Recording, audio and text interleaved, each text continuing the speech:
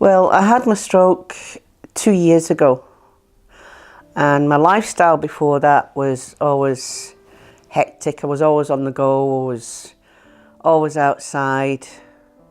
I worked with special needs children, but they take a bit of handling, but you know, they're so loving.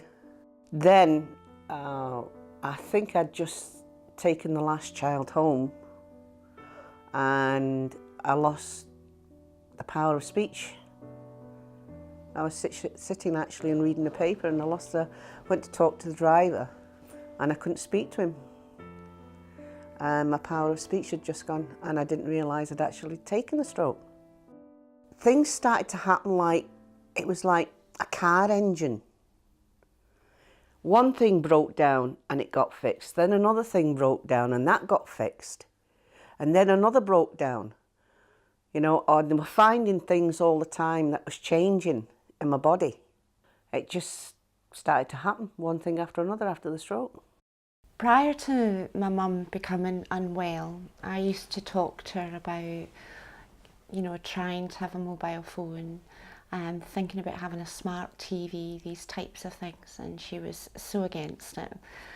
She said that, you know, I've got my way of doing things, I don't need these things, I'm happy with it as it is. I think the first technology thing I got was my phone, mobile phone, and that's just to answer, you know, because I was going down to see my brother.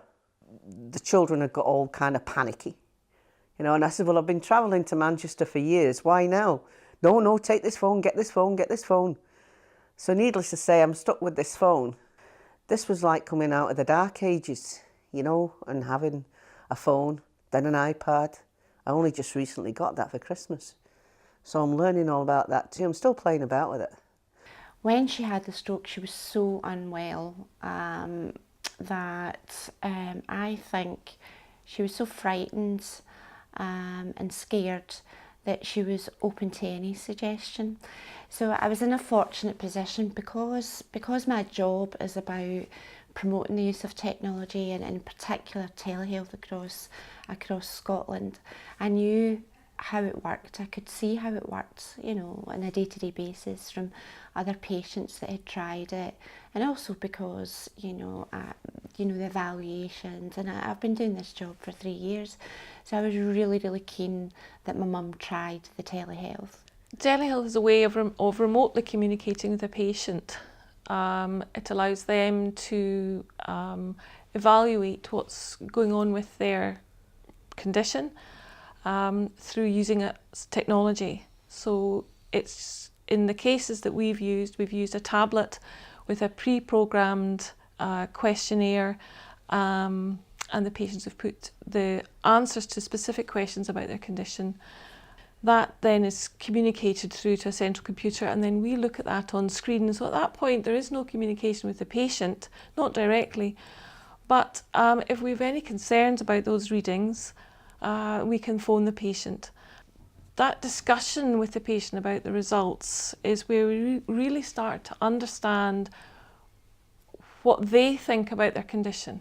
As soon as she started to use the telehealth, she became really confident. It was simple to use. She knew what she was doing. And it was that, you know, as she got better and didn't need telehealth as much any longer, she started to become braver. She said, well, what else do tablets do? What else can I try? And I think that was the start of it. Absolutely, that was the start of it. It gave her the confidence. And I suppose the desire to try something else. She became really inquisitive about trying things. They should try it. It's like everything else. Start off slowly and then gradually learn one thing, go on to your next, and then go from there. But everybody should have something, as like I said, especially for the people that are housebound, can't get out, have got nobody, you know, and they can keep in touch with the outside world, and if they've got emergencies, it's there as a backup.